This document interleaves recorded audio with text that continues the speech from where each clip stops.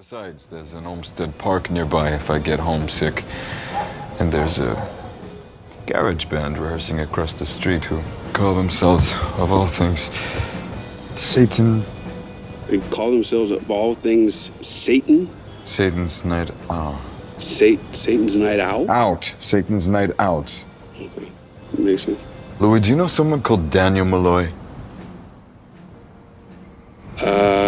I burned his laptop. I didn't know he had it saved in the cloud. I only found out it was coming out a month ago. You've known for a month, and you talk about me in it to Immortal? Well, yeah. But, No, I don't know, Louis.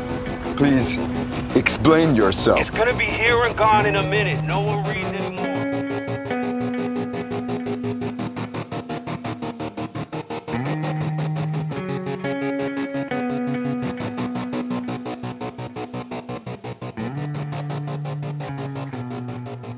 Hey, listeners, welcome to the show. I'm Lara. And I'm Billie with an IE. I'm Mark. And we're the newly initiated Vamp Cast, lurking here on the Pirate Core Entertainment Network. Today, we will finally be covering the not new series on AMC Plus, the Vampire Lestat, aka Interview with a Vampire Season 3. We realize we're a little late with this episode, but, real life. Please bear with us as we are a fan-based podcast and make these episodes as fans and make no money from this, but we do it out of love. But before we jump in, I just wanted to share some feedback we received on our last podcast. This feedback came from Sue in Australia. Hi, Lara and Billie. I'm a listener from Melbourne, Australia. I've been a Vampire Chronicles fan for 32 years, and I'm very excited that finally we're in the final stretch of a proper adaptation of the Vampire Lestat. Thank you for your most recent episode. There are a few things I noticed that were incorrect. The Dubai interview took 12 days, 13 sessions, from June 14th to June 26th, 2022. We're told the first date through Daniel's dialogue when he begins recording in Season 1, Episode 1, and the last date is seen on the newspaper that Daniel requested from Real Rashid in Season 2, Episode 2. The balcony speech about the beauty of New Orleans came from the book written by Anne. In fact, here's a 3-minute compilation video made by AMC. From book to screen, most iconic moments, Anne Rice's interview with the vampire. And we'll try and put the link to that video in our note. Yep. Mm-hmm. The Vampire Lestat Season 1 is mainly shot in Toronto. The city doubled as Montreal, Toronto, Detroit, Toledo, and a bunch of other American cities. Lastly, I'm wondering if you have listened to any of the Lestat singles. The latest one, Your Biggest Fan, absolutely destroyed me. Those who have read the books will know why. And I've read the books, and I know why. In one of the trailers, Lestat said to Daniel that the songs are the story. Daniel's documentary is the linear notes. So I think the Vampire Lestat seasons will use lines from the books in the song lyrics instead of episode titles as we were used to with Interview with the Vampire. Roland Jones, the showrunner, promised us a whiplash that everyone gets when they switch from reading Interview with the Vampire to the Vampire Lestat, and it already feels like that with all these teasers and trailers. And having watched 2 episodes of this season already, I can agree that is very much true. Thanks again for the podcast. Can't wait to watch the episodes and hear what you guys think. Sue, thank you so much, Sue. Yeah. Oh, thank you, Sue. And thank you for sharing the feedback with us. I mean, you are going to get things wrong every now and then. We are fans. Yeah. We're not professionals, but it was so nice of you to write in. Keep us honest. Yeah. So, quickly, we have a synopsis. After the events of Interview with the Vampire and the reconciliation of Louis and Lestat, 265-year-old vampire Lestat de Lioncourt soon discovers his once-beloved paramour has written a damning autobiography about his life as a vampire with reporter Daniel Malloy, in which Lestat is painted as a mayonnaise villain with sociopathic tendencies, his words, spurned and apoplectic. Lestat breaks out the body glitter and leather hip huggers, joins a garage band, and heads out on the road for his revenge tour. But his antics arose the ire of the vampire world, and soon his tour and his life are put in danger, and he must reach out to the one being on Earth who might be able to save him. All right. Well, there's a returning main cast. Lestat de Leoncourt, played by Mr. Sam Reed, the one and only. Mm. Louis de Pointulac, played by Jacob Anderson. And Daniel Malloy, played by Eric Bogosian. And Armand Assad, who's played by Assad Zaman. And in the very beginning, too, we get some interesting new views of them in the future, which we'll get into. Mm-hmm. Yeah. We also have Jennifer Ellie, who plays Gabrielle, Lestat's mother. She was also in Pride and Prejudice, the BBC series. And then the band, the Vampire Lestat, formerly known as Devil's Night Out, is played by Noah Reed, who is Larry on lead guitar, Seamus Patterson, who is Alex, the straight-laced brother, on second guitar, and then Sarah Swire, who is Tough Cookie, the drummer. Yeah. So we'll just go over our first impressions of the show. Just give a quick, rough idea of what we thought about it. Why don't you go ahead first, Billy? I know you have a lot of thoughts. Yeah, my favorite thing was actually the very beginning where they're at the auction, the seedy underworld auction full of ambiguous and anonymous institutions. I love that the first thing he goes to sell is destroyed, and he does it to say, even destroyed, the things I make are very valuable. I loved it. It was very Lestat arrogant, very Brat Prince, completely set the setting for how the whole season's going to be, which is him being a giant brat. And then Sam Reed's performance as Lestat is just superb. Like, I can only imagine him as Lestat now. There's no other version. The one I invented when I first read the novels is gone. It's just Sam Reed now. And I love going on TikTok because people are breathing more life into him. Like, I watched one this morning where, point of view, Lestat buys Claudia Christmas presents for Christmas, and he's got like this like robe over himself, and it's like that idea of like the mom who said, I'm not going to get you that for Christmas, and she's watching you open it up and she's got a robe on like this. And it was just, I just love that people are doing that because it's so real.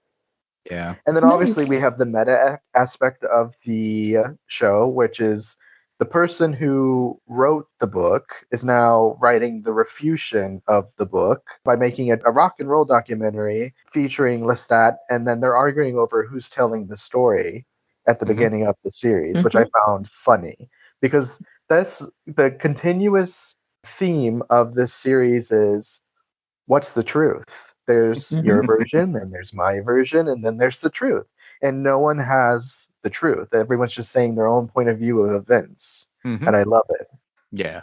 And it's in the books that way, too. You know, Lestat is always breaking the fourth wall in the books and speaking to the reader. So I love that he's actually speaking to the audience, but kind of not to the audience. Supposedly, it's whoever the winner of this extremely expensive auction item is. But it's basically, you know, an avatar for us as the viewers. Well, my first impression is that this is a serious 180 change in POV from Interview with the Vampire. And so I think a lot of people are like, maybe a lot of people who aren't familiar with the books are having a little whiplash from that because the last two seasons have been sort of period pieces. They've been very poetic. They've been very linear. They've been very, I don't know, not totally normal in their narrative, but you know, more like a normal narrative. This to me feels like Fear and Loathing in Las Vegas meets Spinal Tap. It's frenetic, it's wild, this is all coming from Lestat's POV, and his, like, unlike Louis, who is like introverted and, you know, he thinks about things and he can be very poetic. Lestat is frenetic. He's horny. He's distracted. You know, he's got ADHD up the waz. So everything is like going from here to there to here to there. It's like a hummingbird's brain.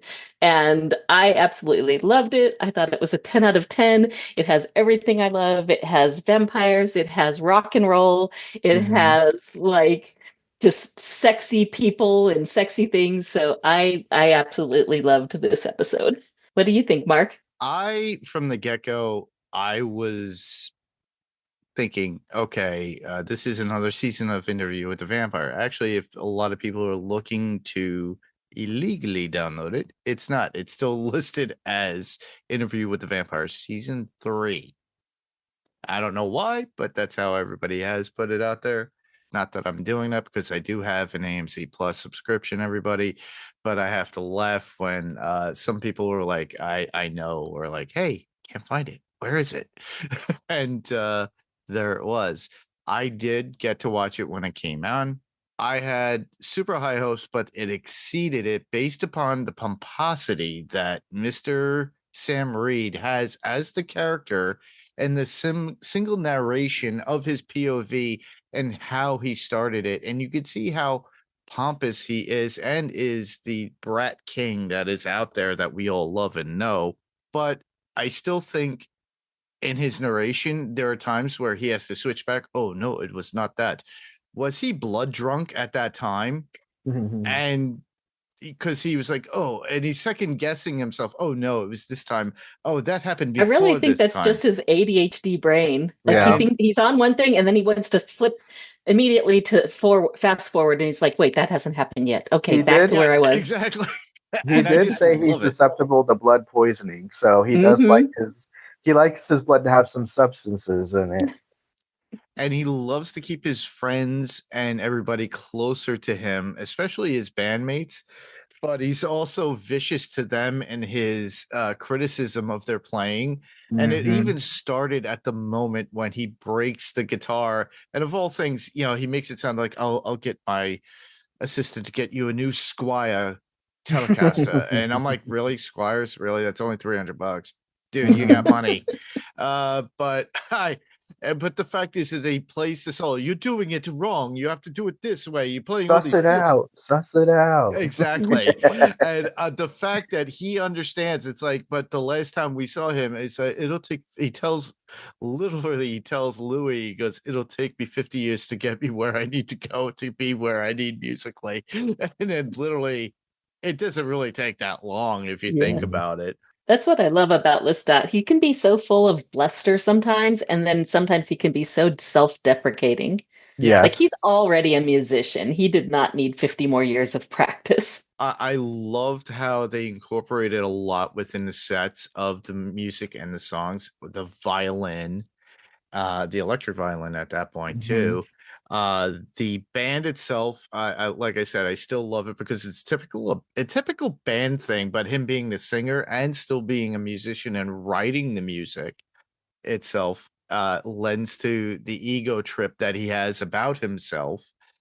But it kind of speaks to his kind of immortal impatience, where he wants control of every aspect of what's going on and he gets frustrated when the mortals can't keep up, because you have to have it now. He's been studying this for 200 years. They should have it just as quickly as he does. Yeah. He is type A on steroids.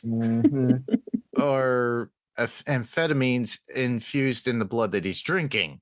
Right. So, but it just makes you love the character even more, because as much as he is great and on it all the time, he is fallible with his, like you said, Lara, his ADHD. It just like it makes you want to see more. What else does he have to offer? Especially when he even talks down to Daniel at certain points, even on the tour bus, and how he tries to elude his him being a vampire to the world. And it's like very self-aware, and there, even when Daniel shows up, he's there and he's talking to him casually as like he is a vampire, but yet the other bandmates don't even get it. They think this is some sort of shtick that they do. And Daniel is just the interviewer at this point still. And we get into that whole crossroads within this particular episode, but there are a lot of things. The encounter with the Fang Gang and everything else that goes on within the episode really, especially how he describes the lawyer and how he gets himself, she gets him out of certain situations. and she's apparently aware. So at least Daniel is aware because he's also a fellow vampire that was sired by him. Mhm. And Actually, Armand. Armand Right. is Armand, Daniel's yes, maker. that Right. is true. And Yeah. then you have the lawyer, and then it's just Lestat. But the others Yeah, they're are the only ones who know oblivious. right now. Yeah, there's like they're the only ones who are in the know at this point. But I But think by the end of the episode, that's going to change. yes, well, yeah, we could get So into that let's more. get into our highlights. You want to go first, Billy? Sure. So, one of my biggest gripes about the Mayfair Witches is that they didn't lean into gothic tropes like they should have, because the novel itself was supposed to be an epic gothic novel, and we finally get an incest. We finally Oh, get incest. yay! Finally, It's So incest. excited. We exposed. finally have incest. That's finally a gothic story. Yeah.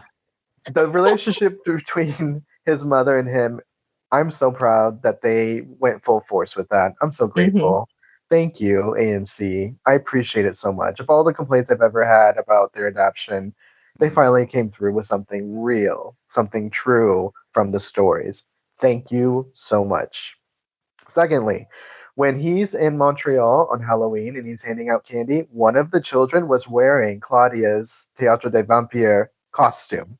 And I Mhm. screamed because I'm like, no way, not in front of They're him. That's crazy. they're But it's actually all also, dressed as the characters because if you look, the one wearing like one of them has a camera and he says it's Mhm, not period accurate. That's supposed to be Louis, and there's another one yeah, with the like side sunglasses. yes, It's Yep. I was just about to Armand. say that. And I thought that Oh, was very, very cool. Like, what a way to make the world seem more real, more alive, have some texture, just making the ideas and the history within the world still present and relevant in the modern day. And hmm. then also Guy Anatole, what a brilliant idea. I So they love, brought him in because I can't remember when they brought him in to the well, story. he's Is the he referenced? he's the doppelganger of Lestat, so Yep. that way he appears human to the rest of the world. Oh, And you they tell mean him, Yarda? I think his Yeah. name is Yarda. It is Yarda? Yarda. Oh, I apologize, everybody. No, My that's God, my okay. bad, my bad. It's hard to Yarda, follow this show. It goes so quickly. yeah, It it does. does. I had to watch it like 3 times to get all the details. Like I didn't notice the Claudia thing until my third viewing. So, I saw it on but TikTok. Somebody actually posted it and explained it really quick, which is so yeah, funny. And that was yeah. like 3 days after the episode had gone out. I'm thinking Talamasca, not Guy from Talamasca. I'm so sorry. Oh My no. brain's all in the Immortal Universe right now. Like Yeah. I said, this show goes so quickly. I the first time I was like, "What? What's going on?" And I had to watch it with subtitles the next time because the Mm-hmm. dialogue is so snappy and quick. Yeah, It's it like I is. cannot catch it, and I am paying really close attention. And you're analyzing it as you're watching it. So you're Yeah. not Uh-huh. paying full attention to exactly what's going on because you're trying to pick up all the details, the references, all Mm-hmm. of it. Anyways, Yarda, I thought Yarda was brilliant. I love that Mm-hmm. Hmm. idea. And then when he finds out that there's a book out there about his relationship with Louis, Mm-hmm. and his sassiness in the Quebec bookstore. My favorite. I No, his thank love you. that. right, his He's having a bitch freaking fit. yes, he's being a complete, diva, and I love it. But then also, I love that they gave him a kind of ego death because, in a way, this Mm-hmm. story is portrayed like not a gothic, but a Greek tragedy or a Greek drama. Mm-hmm. And I wanted to mention, I put it in my quotes, notes, and needle drops, but I'm going to bring it up right now. I did mention that. Well, I did want to talk about Baby Jinx, and I know you will too, Laura, but I'm going to say my bit and you can say your Mhm. bit.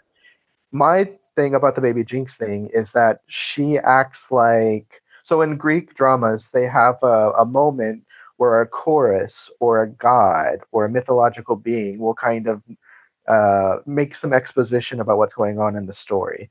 Baby Mhm. Jinx is our Pan. She's our muse. She's explaining a lot of things are about to happen in this story, and Lestat's been pulled from the narrative for a moment because he's high off his balls, And he's pulled from the narrative for a moment, and she tells him a lot of crazy things are about to happen, and then boom, he goes back into the story. But he has a kind of ego that's on stage, and I love that. And then I have to disagree with Monsieur de Liancourt. Frankly, Mr. Shankly did not almost ruin The Queen is Dead.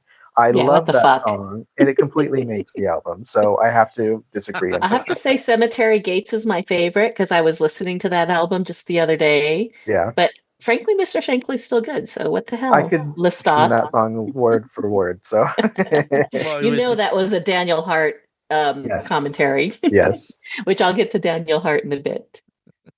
What'd you think, Mark? oh my goodness, there's so many But key moments. what's your number one highlight? Actually, it was the very beginning. And Hmm. I'll go into a little bit of detail regarding that because there's a lot of things that I love about it because it's, well, music based, recording based. And Hmm. that's what I grew up on and learned over the years in my early to mid 20s into, well, now present day.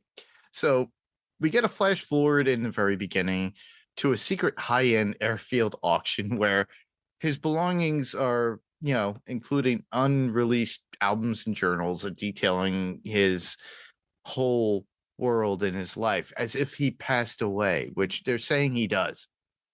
I'm I don't still, think they say he does. You just wonder you because just he's Right. not wonder it. And you there. sit It there, you're sounds like, yeah, it sounds elegiastic, like it's funerary in a sense.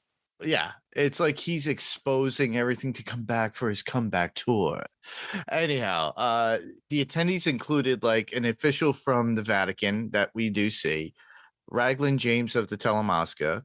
We got Armand, who is missing an eye with an eye patch and scar there. So there's a story there that we got to find out. So He just that's got really hooked on The Walking Dead recently. That's what it is. he's the new governor. Right. And you got Louis, who is missing a foot and walks with a cane. So Mhm. those are the takeaways that I got from the first visuals of the introduction, and I'm like, "Whoa, what's going on here?" Mm. Foreshadowing things that we have to keep our eye for Armand. Unfortunately, he has one out for.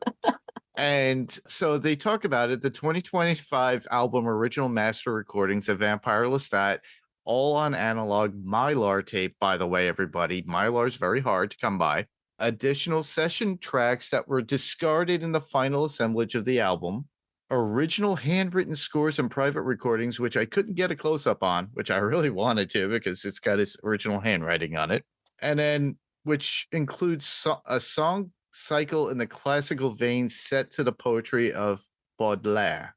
And the fact that they burned all this was amazing before they start setting it up for auction. Then there's only one bid, and it's the final bid, and it's 1 yuan. And 1 yuan is official unit of currency of the People's Republic of China, which is officially named renminbi, as I probably butchered it. 1 yuan in American currency is approximately, guess what? Hmm. How much? 15 cents. Oh my. I'm glad you looked that up. I didn't bother to look it up. So there's also, on the next part of the auction, the music box, which was curated for him in 1978 and made by Fernando Macani Corinto sideboard. And it's like a big piece. It's a handmade wooden piece. I researched this, and there is a real one that was done in 1978. It went for 16,500 in euros, which Oh equates man. to $18,937.88 in the United States dollar. The Rosner Son Mott, which is mother of turntables, everybody, to let you know, Mhm. costs between 48,000 euros. And it's an entry level oil bearing model. And you figure it's like it's roughly between $147,000 USD for the fully equipped model. So I had to go into the processing because that's the audio file within me. I had to go into it and go, I'm like, oh my Mhm. God, this old is expensive. Because if you see the size of that thing, it's amazing, immense. So I knew you would geek out about this, Mark. and there's an ultra rare Newport 1863 port. Is one of the most expensive and exclusive fortified wines in the world that is set aside on the side, with auction prices reaching $134,000 to $155,000. Man. The world record prices belong to a limited series of just 5 custom Lalique crystal decanters. Standard retail prices for related 1863 tawny offerings occasionally approach $3,000. And of course, the Magnum blood for the curator himself, Lestat. So he had his own blood put in a bottle for whoever bought this. Which is pretty priceless. It is. Yes. And you got the singular pressing of the Vampire Lestat de l'Encourt, previously delineated, along with 111 albums of audio best described as omniscient history of the events of the 2025 album and supporting tour and the consequential global catastrophes. Really, I want to know more about that, and I guess we're going to encounter that. That sprung from said album and tour as narrated by him himself. And apparently the album collection has been named The Failures. And we don't get a final real pricing on that, which is wild. But we don't even know who wins the auction yet. So I'm curious because we already know the cast of people we know there. We see Armand. We do see the people from the Telemasca. We do see Louis. And there's one other person that's there that we do get to see later on in future episodes. I really did enjoy the whole band exposure too, and how he introduces himself and basically you're my band, but also how he describes each like player in the band. The guitar player, 2 guitar players, the bass player being like he's an idiot, and then the drummer. Well, you're getting into my point there too. Go ahead. We can discuss it together if you want. But my main highlight was the creation of the Vampire Lestat. Not Lestat himself, but the band, the Vampire Lestat, which he names after himself. Of course. And it's funny because some people would learn that their ex has written a tell-all book about them, and they might start drinking or see a therapist, have a midlife crisis, and buy a Ferrari. No. Lestat has the mother of all meltdowns. And this multiple centenarian has a crisis and starts a rock band to reveal to the world all the lies that his ex has exposed, and of course all the secrets of vampirism as well. So I just love that Lestat is so unapologetically irreverent. He just doesn't give any F's about what people think. He's going to get out there and like share his information with the world. And to do that, he's not going to write a stale old book like Louis does. He's going to go across the street and get pissed off by the neighborhood garage band and just steal one of their guitars, start banging on it. And one of the lines I just love in there is, G minor sucks. This isn't 1979. Bela Lugosi is not dead. Yes. You don't need to finger her for 5 bars. You're hurting her.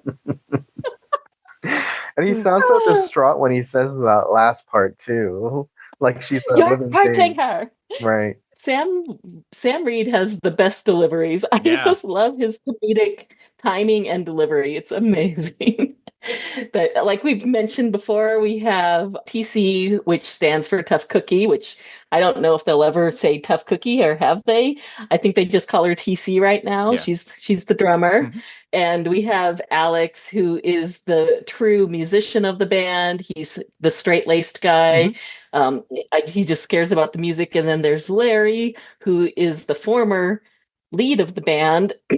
He's the one who actually goes out after Lestat breaks the guitar and tells him that he'll have his man, give them another and fix the door in the morning.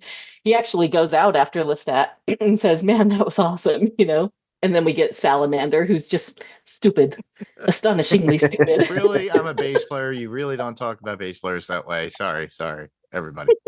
I love Sam But Reed. I I love it. love Lestat. And of course, he has to pick on the bass player. Really, you just throw him there. You're an idiot. But I love. But that was just my highlight is how the band was formed. I loved how it all integrated. He actually breaks them down at a later point. Obviously, everybody, we're only talking about episode 1, but we'll get into it when we do come back next week. And there's more to come. And I do look forward to that conversation as well. But the band is very crucial to this story. And I love the fact that he opens up with it and breaks them down, like his description of them, his thoughts about them, and what he could actually propel them for.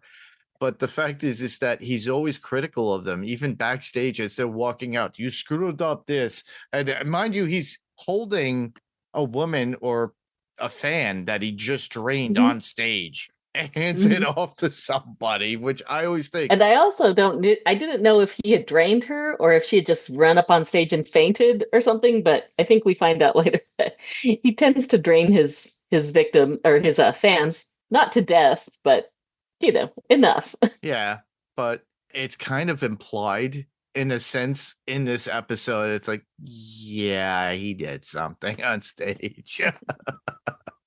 But I just love the fact that we get that. And you said it before when you mentioned about the Spinal Tap as he's walking and he's talking and they're having this and they're being filmed and it's the POV. So I'm like, wow, it is simply out of that. And we do come out of that. And I like how the filming is within the episode of how they're doing that and his POV and his narration of it as he goes. So I do like that. I love the idea of like the texting. We get that alongside it. He's talking to Daniel during that's that definitely time. one of my points. Go ahead, go into it. Yeah, if we want to discuss that point. So throughout the episode, he is texting someone, and Daniel actually says, "Hey, is that Louis? Because Louis hasn't been contacting me. I've been trying to contact him." And I will admit, they fooled me. I thought maybe he was talking to Louis too, even though I know the story and everything. I'm like, okay, is he texting back and forth with Louis? Same here. And yeah, I was shocked at the ending. What about you, Billy? I wasn't. I always knew Gabriella was going to take a big part of this story. So I actually thought, okay, I actually thought it was Akasha for a second because I was like, maybe Really? this is in the midst of all that, or maybe this is after all that.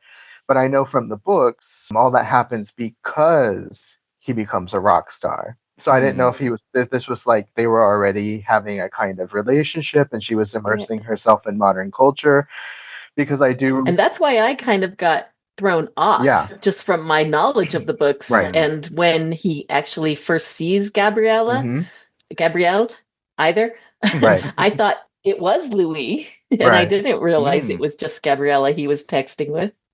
Because it would make sense for me because I know in the books, one of the things Akasha mentions is that seeing the television screens that Marius was leaving out for them, she would watch the world, and now she wants to eventually become part of it. So I thought that was what they were going with at the beginning of this season, was her doing that.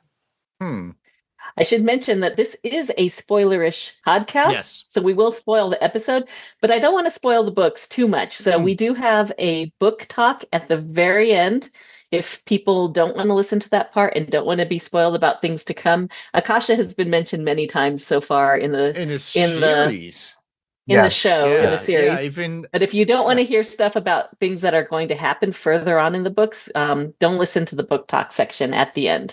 I only mentioned the books to supplement my idea of how the episode was going. Just by the way, I'm not going to sprinkle this whole podcast with book lore unless you want it. But that was the reason why I thought that, because of what happened in the books. Anyway. Yeah. Understandable. Yeah. Cool. Yeah. I loved that reveal at the end, though, because I liked it as a book reader. I'm like, that's awesome. Because like he looks up, he's talking, I think he was texting some things, and there's one point where he texts something like, he starts to text, "I'm not doing well, I'm suffering," and stuff, and he doesn't send it. He ends up just sending, "It's been too long." And so I thought, I thought he was talking to Louis, and like, Same here. I don't know. The first time I watch it, I don't question too much. I just watch for the experience. And then when I saw Gabriella, I'm like, oh damn, it wasn't Louis. And I should have known that he wouldn't be on speaking terms with Louis at this point, but I just kind of let the episode wash over me.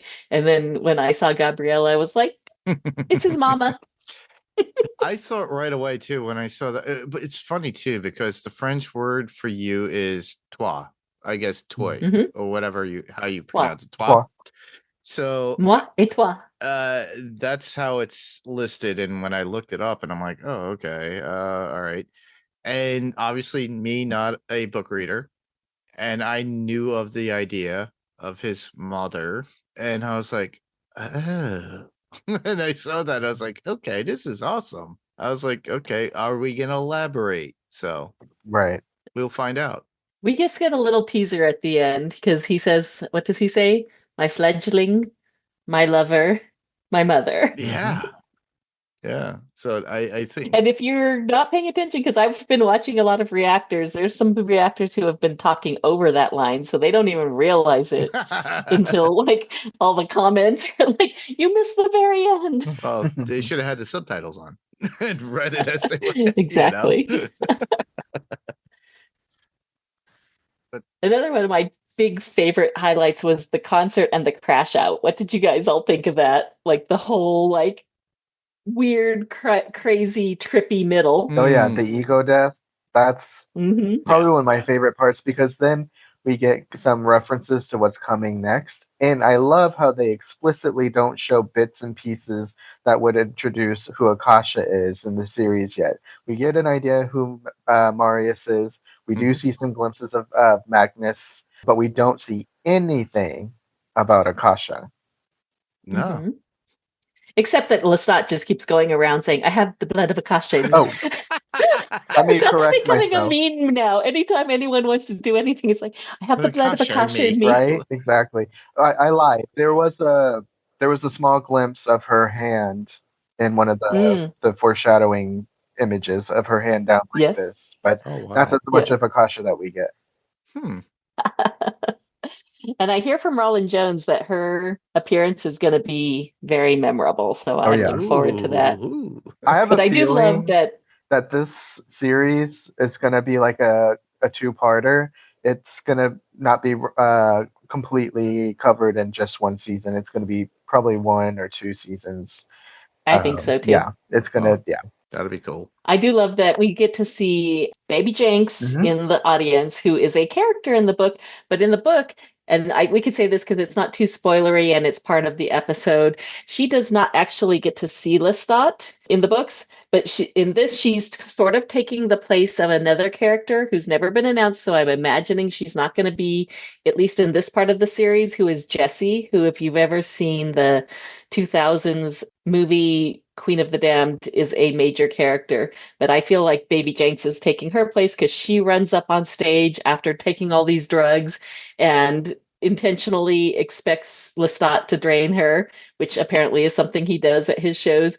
And then he whisks her to the backstage and is like, "Which one of you have OD'd?" And his pillow pal D and Daniel are back there, kind of like snorting blow together, Yep. or at least she's snorting the blow, and he's probably tasting her blood. And they both raise their hands, and they think it's for her. They're like, "What did she take?" And he's like, "Not her, me." Because he's like he's high as a kite. tripping balls. Yeah. He's It's tripping all balls back ecstasy. there. It's all ecstasy on him, and he's I think it was like ecstasy and a few other drugs. It's Like ecstasy. it was a cocktail for sure. It was MDMA. It was ecstasy. Acid. Yeah, acid. She took a bunch of stuff. wow. But if you notice, he calls her a honeypot at some point, Mhm.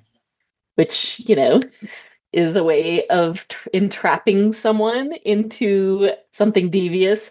And I love that he actually sees her soul up on the ceiling, which I haven't read all the books, Billy. Does he start seeing souls at some point? Because I think that's a witch thing. Well, so okay.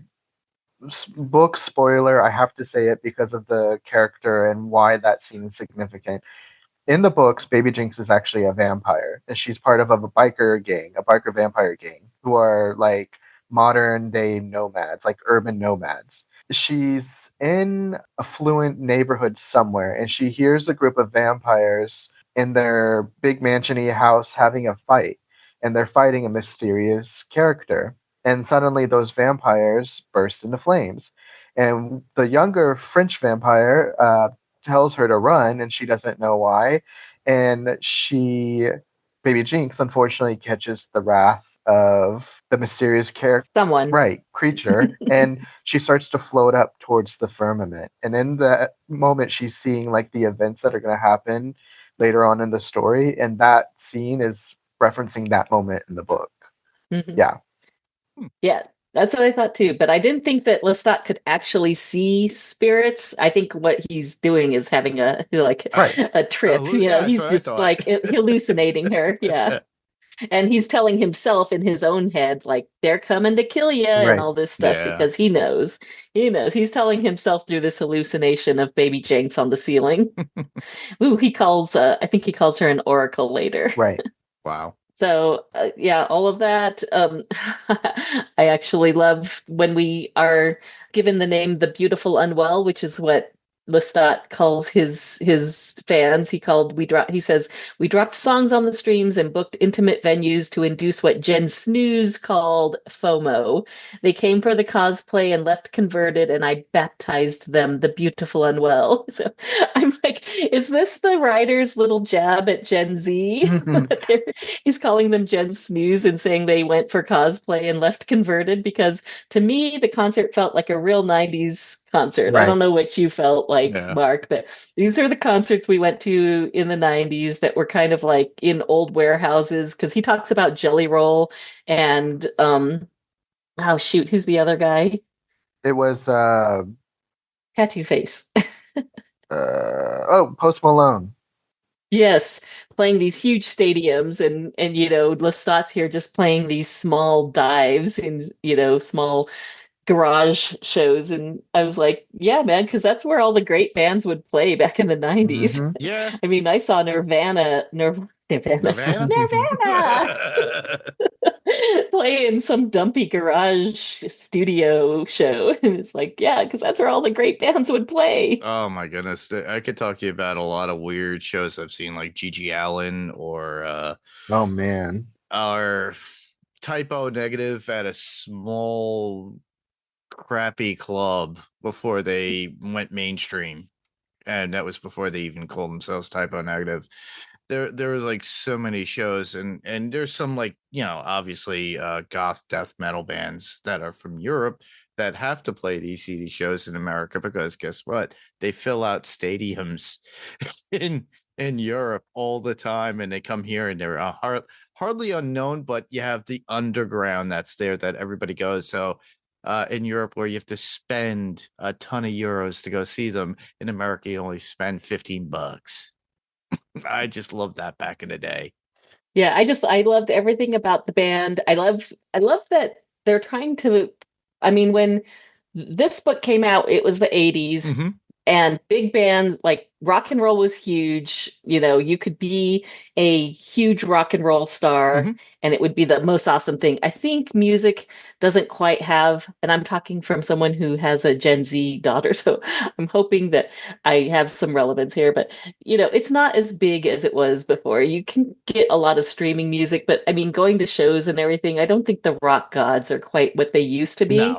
And so I think it's either that maybe Lestat is trying to bring back that huge rock star, rock god persona, In a small or venue. at small venues, and like calling it Gen Snooze and all these things.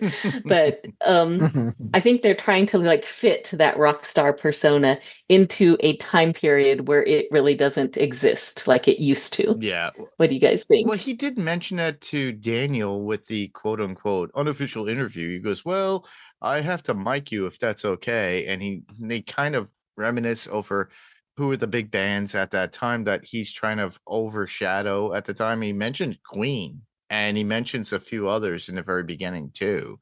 And he mentions Freddie. Yep, he mentions Freddie, and he mentions a couple other bands too within the moment. But Yeah, he says their time is kind of gone, I think. yeah, and then he's trying not to replace them, but to be the next level of what that used to be. And Mhm. I think in his mind is he's working it from the ground up to get to that rock stardom that they did at one point. And do we really have that in this day and age in the new millennium? What do you think, Billy? Is music and rock and roll as big as it used to be? I think not. And the reason why that is because I think social media has made everything pedestrian, and Hmm. everyone can make music. Everyone can make Mhm. music now. AI You can just make have to have, music. right. You just have to have the right equipment or really good social media skills. And most people who become famous are nepos, Mm. unfortunately. And that's my Uh-huh. unironic, cynical remark about music these days. It's unironic, it's true. Most very famous musicians either got into it at a time where a nobody could become somebody, or they're the descendant of a somebody. Hmm. And so, uh, what he's trying to do would require some kind of preternatural skill in this day and age. Yeah. Yeah, So, where I generally think of it is what he's trying to do is literally the underground metal scene. right, If that is still prevalent today with the metal scene, where everybody still plays smaller venues, has a smaller following, but eventually grows through the internet from over through overseas. And it could be goth, power metal, whatever. But in his case, it's more, I would say, more mainstream yeah, and kind of the feel of and the way the music feels to me, and I do enjoy it. Trust me, it gives me that feel of Killing Joke, Depeche Mode, mixed with a new modern era of music styling, and it's creating its own subgenre. right. I think that's what Daniel Malloy was hinting at or getting at when he said, these people are playing for, thousands in a stadium, and, you've got your modest following. I think he was hinting at that to Lestat. But as someone who sees live music constantly, in fact, I have a whole summer lined up with live shows like Nitzer Ebb and things like that. I still love that. I Mm, still love going to. There's the children yearn for analog culture. They yearn for a Mhm. mhm. scene. They don't want to Yes, dress up as Yeah. goth. They want to be goth and do goth things. Yes. exactly. That's why I love when Lestat said they came for cosplay and they left converted, Hmm. Like these kids came to this show because they wanted to be seen and they wanted to like dress the part and Right. everything, but then they heard the music Right. and they're like, I've been converted. Right. Because they're Exactly. listening to the lyrics is what they're doing, Hmm. not Right. just the music. Well, they're just letting the music infuse through them Yeah. too. Because it's so different hearing streaming music in your house as to going and like seeing a live show. And I loved that when Lestat like fell into the crowd and he was crowd surfing and they all pushed him back up on the stage and he just floated Right. up onto the stage. Like that was amazing. And then everybody's think, oh wow, it's all parlor tricks. Nope. Just like they did the Théâtre de Vampire, and that's exactly what Lestat's doing right now. He's hiding in plain sight, just like the vampires of the Théâtre did. Hmm. Hmm. But yes, so there's only one major point. I don't know if you guys had some major points, but the only other one I had was the hallway fight, Uh, which was huge and ends up in his hotel room with the rest of his band finding out that finally that he is a vampire as he bursts out of the window and flies out into the night. Hmm. that was amazing and I loved it. But that was kind of foreshadowing from his conversation while he was singing on stage, talking to this Fang gang.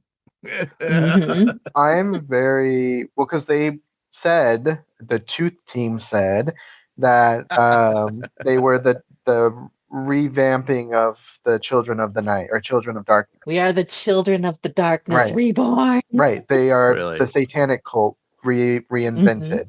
So they're keeping the whole through serving Satan we serve God thing around because of the great laws. And Yes. so I wonder if Armand has anything to do with that.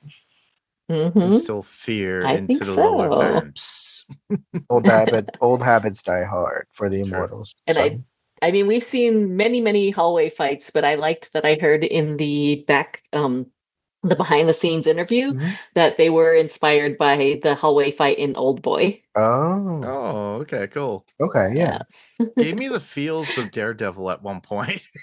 There's a hallway fight in Daredevil that I think was also inspired And by Preacher. Old Boy. Preacher? I haven't never saw Preacher. Ooh, you gotta watch Yes. that. That's a Neil Gaiman. There's too much TV. Was it Neil Gaiman? Is it? No, no. No, it's not. No, it's not. But we did cover Preacher on Panels to Pixels podcast. And there's a whole long hallway fight with Preacher with a bunch of people. And it kind of reminiscent. And I think I brought it up back then too, because I said that reminds me of Daredevil. Well, this gave me the same feels as that, but that was very dark and messy. Obviously, Seth Rogen was in charge of that when he was producing that series as well. If you are interested in something dark, religious, and strange, go check that out. Preacher. Okay. What about Okay, quotes, notes, and needle drops. I do like the title. Ropes? It rhymes, dude. Oh, quotes, notes, and needle drops. Oh, whoopsie. Okay, yeah, I just thought I'd try it out. it's cool. I don't mind. I just got to get used to it. Do we have any notes, quotes, or needle ropes? I have some. Yeah. Dracula's Daughter was the name of a vampire bar in the books. That's the name of the hotel he hangs out in when he's texting Trois. And I love my favorite thing about the series, the adaptation, is that they've included sex in vampire life. I always thought I understand why Anne took it out in the books. I understand it. I get why. But I'm glad that they included it because when you're undead and you're living for hundreds, maybe even thousands of years, what are you gonna do? Well, how do you pass the time? And sometimes sex is a good time killer. I'm glad that they've included sex in the vampire anatomy. Yeah. It is the fourth best thing a vampire can do, according to Lestat. Blood drinking being number one. Okay. And then they included other bodily functions like vampire pissing. Now they don't do it often. No, they don't do it often, but they do it. And that is the main thing. And then they've got super bladders. Exactly. And then I love how they didn't package Lestat to be the perfect contemporary character. He's aware of things like non-binary people and pronouns and things like that, but he's not like overly enthusiastic about it. And it's not because I don't like that because I dislike that stuff, but I feel like it makes him more real. A 265-year-old being seeing gender change in real time. Yeah, he'll probably be a little dismissive because he's been on the earth for a very long time, and some things have been true for him for a very long time. So for him to be kind of dismissive about it and flippant about it, I think it creates realness. It creates a kind of realness for a being who has lived that long on this earth. The ignorant old person that you're talking about. Right, literally. But I love how that is being adopted or adapted by the vampires themselves. Things like gender identity and things and that kind of thing. Gabriella is a prime example of a vampire who changed their gender identity. In the show, it looks like she's keeping true to her feminine appearance, but in the books, she looks like a man. She dresses like a man. Oh. And she cuts her hair off every day to have short hair. In the episode, wasn't she wearing like a suit pants at this point? Yeah, she wears like it's kind of a feminine cut pantsuit. Yeah. If she came in looking like Russ, for example, that would be more accurate to the books. Oh, okay. Yeah. Yes. And then Russ wanted to prove a point by peeing standing up. So I like that. I really did. And and the powerful pelvic thrust. He actually mentions it too. Right, exactly. And I love how they talk about the whole vampire culture about when they do relieve themselves, they have to wash it away with something because with the Chardonnay. Yeah, because to taint it, because if somebody human wanted to Exactly. As someone who has never used a urinal, I don't understand the eco-friendly urinals. I don't know how they work. So you guys would have to explain that I to think me. it's like the flushing is conserves water in some way. I don't Yes. Is know. that why they have to use the Chardonnay? I Not, figured it was something around that, but I don't know or it could why. Well, be they for, piss blood. yes. So, So Yes. So literally, they have to. So I imagine they don't. Those urinals don't flush with water like they should. Like, oh, it doesn't is that flush why? fully, probably, and someone can come in and start it's scooping out their immortal. exactly.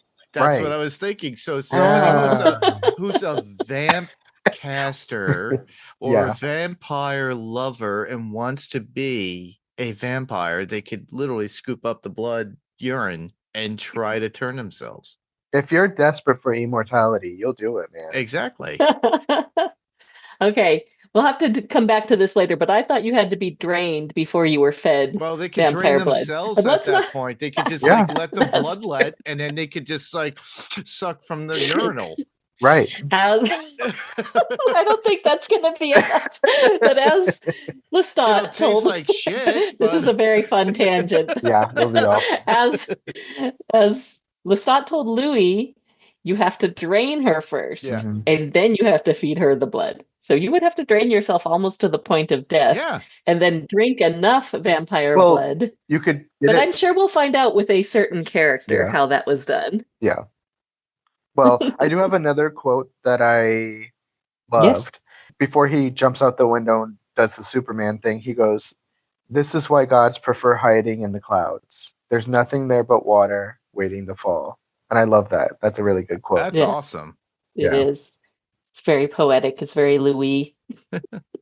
I liked hearing Black Licorice because I think basically Daniel Hart and all the songs he has written is another character Mhm. in this story. Especially, I mean, I can't imagine the task that was laid out for him that he had to write songs that one were good, catchy, addressed the narrative, and would be something that Sam Reed could perform, you know? Yeah. So he wrote this huge, like, omnibus of songs that are going to be in probably this season and next season that all have to be catchy, interesting, you know, relate to the episode and also relate to the stories that Lestat is trying to tell. And I've heard Black Licorice is supposed to be the song about the first kill that Lestat made after he and Louis reconciled. So I haven't dug deep into the lyrics, but there's a lot of like youth generation type lyrics like don't want to learn another TikTok dance, don't want to ride my stepbrother until he comes, which I've I saw heard that. is Yeah. about all these like stepbrother, stepsister, like online fanfics and stuff. But I also heard that this was a song that Daniel Hart wrote like 10 years ago and put on Bandcamp. And Rollin Jones heard it and he like really loved it. So he just asked Daniel Hart to add some new lyrics to it so that would fit the show and came up with this song. Oh, wow. And honestly, addressing Sue's feedback from earlier, I've heard pretty much all the songs that have been released, and your biggest fan is my favorite so far. And it'll be cool when that song comes on because I think Billie, you probably know what the song is about. Mhm. But that was my needle drop was Black Licorice, and of course I love Long Face, but we've had that for a while. Yeah. But I do love getting to hear it, and the intro song is awesome too. I haven't heard it. The only song I'm on the fence about is the Billy Idol "Dancing with Myself" cover, Mm. which I just love the original song, which was originally done by Generation X, Billy Idol's first band. So I'm very close and partial to that song, so I don't care that much for the remake, but it's still good. What about quotes? And do you have any quotes or notes that you liked, Mark? Well, there's a few quotes. The needle drops are pretty simple and straightforward. I'll Fall Down, which was the second official single from the show that launched. I really do enjoy it. Which is the intro song, right? Yeah, Right. I just love it. And then Butterscotch Bitch. I just like that too. Obviously in reference to somebody we know from the show. And for quotes, literally it's like a lot of it from Lestat himself calling out Louis at some point saying this primitive country has picked you clean, rage you must feel as you choke on your sorrow. Hmm. And reflecting on mortality in the city of New Orleans at some point, saying, I'm going to miss this place, desperately alive and desperately fragile. The hunger has me too, it seems. And it's like an overlook of New Orleans. Mm-hmm. And okay, recalling his human history with faith, that was really a good one. And he goes, I came to know Christ in a monastery. I slowly forgot all about the testaments, Assisi, Aquinas, Erasmus, all of it. So that was about it. Nice. Well, there's a couple quotes I had, but I love in there the scene where he's annotating the book after he gets it from the bookstore, Mhm. and he says, Lelio, not Harlequin, because book readers will know, and this is not really much of a spoiler, when Lestat in his human life becomes a bit of an actor, he does not play the Harlequin on stage like he did in season 2. He plays Lelio, which is the hero. The heartthrob. And he's writing in the book, he's like, Lelio, not Harlequin. And I was even looking at the captions, and the captions did not say Lelio. They said liar. And I'm like, he is not saying liar, he is saying Lelio. And I love the line he says as he's getting beat up in the hallway. He says, I mean, I hadn't even told my band I was actually a vampire. I was just singing my songs and fucking my food and defending myself from the vibrant life choices I have made on my way from the Auvergne countryside to the 8th floor of this Why Bother hotel. And you can see how hard it is just to deliver that quote. And Sam Reed delivers it so well. And I just love that they have given Lestat this biting wit. I mean, I think the writing of the dialogue is always done so well in the show. But the one thing I admire in a person is having a very quick and biting wit. Is something that I feel like I've never been able to have, but I can see it in others, and I love it in writing like Jane Austen or Oscar Wilde. That really biting, clever wit, and just Lestat has it in spades, and I love hearing every single line that he's given. Yeah, kudos to the writers for the show, because the intellectual, witty comments coming from him and from any other people, even Malloy himself, are that just the same. And I think that's really what took so calling Lestat the Contessa. I really think that's what it took so long for this to happen the way it was, along with the musical aspect of writing.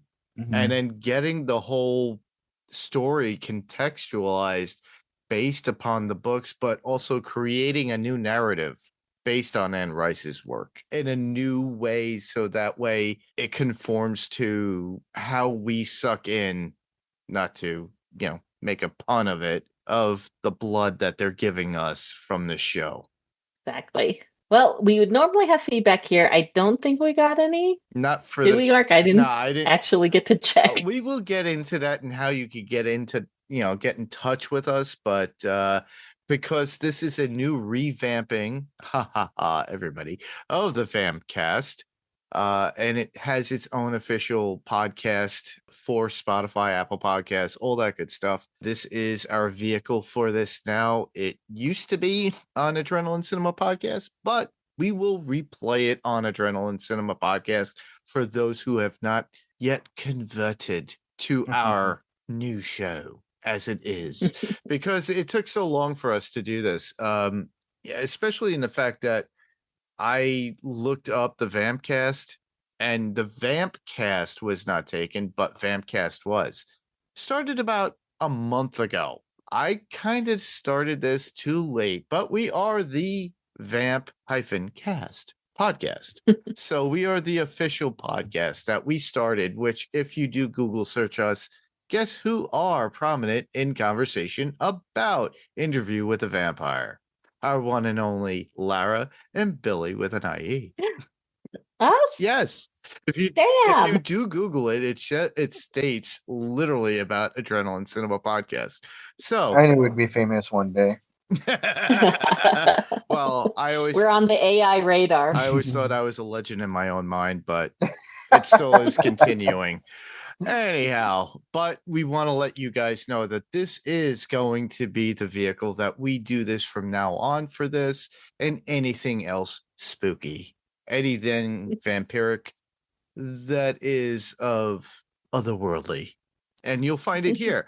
Obviously, the typical standard Lara, Billie with an IE, myself, Danny, Becky, the regular Vamcast. We'll be back here continually doing this stuff, but there'll be other episodes of stuff that we do, like vampire based, werewolf based, gothic horror style movie stuff based, whatever you like. Could be of various different people, but this is the dedicated version of what we do here. So keep that in mind and tell a friend. But we will get into now, I guess how to get in touch with us, right, Lara? Yeah. Mhm. Yeah, I think you should do it because you have it tattooed in your brain. Not really. You could go to our brand new Facebook page or Instagram page, facebook.com/the Vampcast podcast. And you can find us at the Vampcast podcast on Instagram. Obviously, there you'll find images of the topics that we are covering, obviously, right now for the Vampire Lestat season 1, and we'll keep you updated every time the new episode comes out. And please send in feedback. Leave them in the comments below of those said posts and then those threads. And we will get them. Even if you do it into Facebook Messenger or do Messenger through Instagram, we'll still get them. Put them in there, and then we will read them the next time we record, obviously, and cite what you were referencing. You can also email us at thevamcast143@gmail.com. That's thevamcast143@gmail.com. If you don't know what 143 is, 1 is I, 4 usually means love, and 3 means you. So we love you, Aw. everybody. So that's why I entitled that, because the Vamcast@gmail.com was taken. So Makes sense. So, like I said, you could send a regular email, or you could just record yourself and your thoughts and send that as a attachment, and we will play that the next time. So it would be like as if you were on the podcast itself, and we could get involved with a conversation based upon your audio feedback. It's amazing. We all have these nifty, cool devices, phones, computers. Everybody got into recording during the pandemic. So everybody's got these cool stuff. So just do that. Send it our way. We will play it. It'll be awesome. Please leave a review if you can. We could be found on Apple Podcasts and Spotify and all those cool places. They do have reviews. So do it for the Vampcast podcast, and then we will be known. Always leave a comment, because that usually gets noticed. And also, like I said before, tell a friend. Word of mouth spreads like a virus, just like vampires do. Yeah. So check us out. We get found on other podcast players of choice: Amazon Music, YouTube Music, iHeartRadio. Everything's going to be eventually spreading, like I said, as a virus or vampire virus. Anyhow, you get the gist. Keep going. Thanks, everyone. That is our coverage so far of season 1, episode 1 of the Vampire Lestat. If you want to stay on for a little bit, we'll have a short, spoilerish book talk for the book fans. But for now, I'm Lara. I'm Billie with an IE. And I'm still Mark. Thanks for listening. If you hold on for 3, 2, 1, we'll get into some spoilerish book talk. And I'll let you lead, Billie, because you are our book aficionado. Well, there was a lot of book-related stuff in this first episode, of course. I mentioned the Baby Jinx thing. The mysterious creature fighting the vampires was Akasha. When the episode starts, Lestat mentions that he watches the, I can't remember the exact quote, but basically like a crusade against the Y chromosome. Mm-hmm. Akasha is going on a bloodthirsty rampage against all men, and she wants to kill like 90% of men and leave a small group for procreation and labor. Breeding stock. Right. But when she rises, she starts by culling the vampire population because there's simply too many vampires in the world. And so she starts killing them left and right. Mhm. And I think the Tooth Team, if they're not an isolated group, will be another faction that goes against Akasha because they got this whole, we serve Satan to serve God thing, and they also have a law about limiting the vampire population. Yeah. So, And I have a feeling like they've tied this show only concept of the Great Conversion Mhm. in with Akasha. Right. Because if you guys watched, like you, Billy, and all of us did in Talamasca, which is now canceled, Mhm. the Talamasca was actually creating vampires. And so it was because in season 2, I think Raglan James talks to Daniel Malloy, maybe it was season 1, about how the vampire population is expanding like Hmm.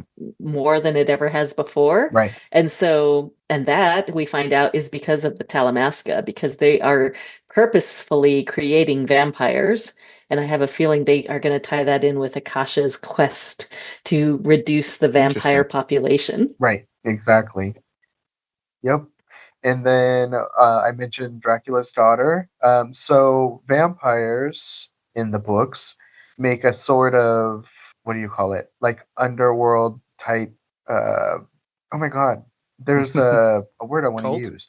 They make like an well, not a cult exactly, but it's sort of like underground railroad, I guess you would call it, where they have like Mhm. secret places where they can meet up, and there's like blogs that they Mm, can go to yes. communicate and things like that.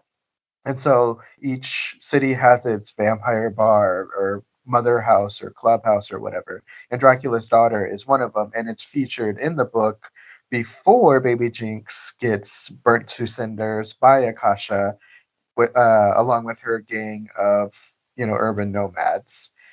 Hmm. The Raglan James thing at the auction, I didn't recall a book connection to that. Do you know what that's about? I do. Okay. And this is a big spoiler, so hopefully here there are book people here. I don't think that's Raglan. I think that is our beautiful Lestat because Mhm. Raglan Jones, as we know, is our body thief. Oh And yeah. Oh, I have that's a feeling yeah. like the way he moves, he's much more Hmm. elegant and Yes. haughty than Raglan we saw in season 2. And if you've read Tale of the Body Thief, which I'm still waiting for, I know that what happens, but I'm waiting for the audiobook to arrive in my Libby app. But Raglan James steals Lestat's body, and I have a feeling that is I think so Raglan too. at the auction bidding on his own merch. Well, the Tale of the Body Thief was my least favorite book, and I've only read it once, and I'm content with just reading it once. So that's probably why I didn't remember that because it's not my Yeah. favorite. As soon as I saw Raglan James get up and walk towards the edge, and then at the very end, before the camera cuts away, he makes a bid on the stereo and all the recordings and everything.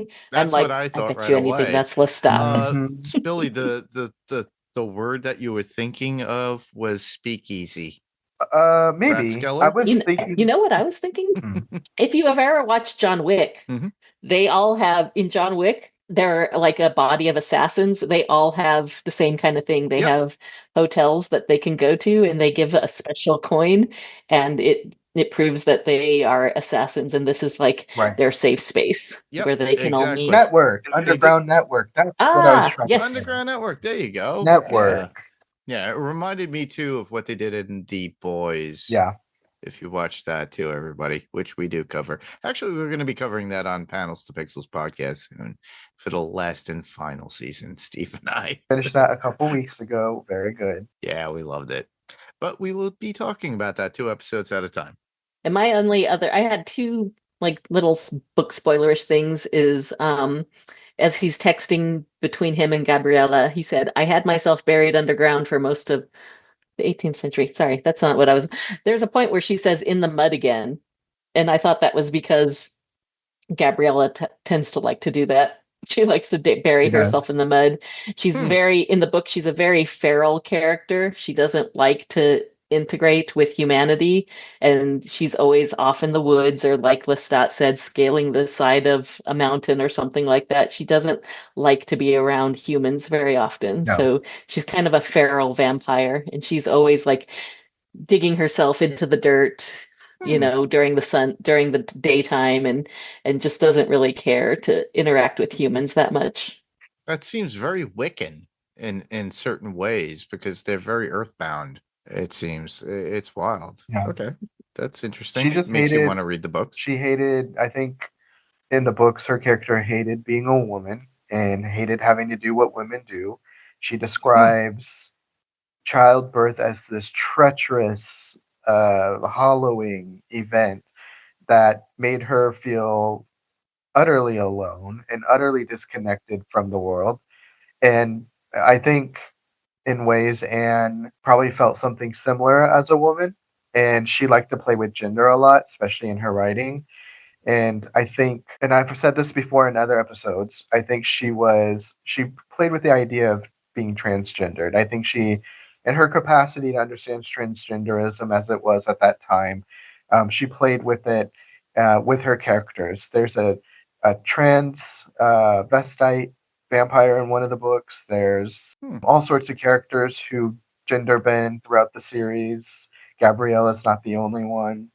But I think Anne and herself, her actual legal name is Howard. She's given a man's name at birth. So transgenderism, gender bending, it was put upon her at the inception of her life, and her characters reflect that. Gabriella is her contempt for womanhood and what women have to deal with and what society does to women. And that's probably why Gabriella flees civilization. As soon as she's done in Paris with Lestat, she flees civilization and makes sure that she presents as male, and she wants nothing to do with it. She doesn't even want to be or have a mother relationship with her son anymore, because being a mother was a betrayal to her. Even though she loves her son, she does not want to be his mother. Yeah. And I think that, I don't know if you've watched the next episode, but I definitely think we'll get more into that in the next episode too. Yes. I have watched the next episode, so. I think Is that all for our book references? I think I had another, but I may have lost it in my thoughts. We could segue to that next episode. Sure, You could refer to it back. Excellent. Okay, so we'll see you guys next week for episode 2. Awesome. Ciao. Bye-bye. Ta-ta. TTFN. Bye.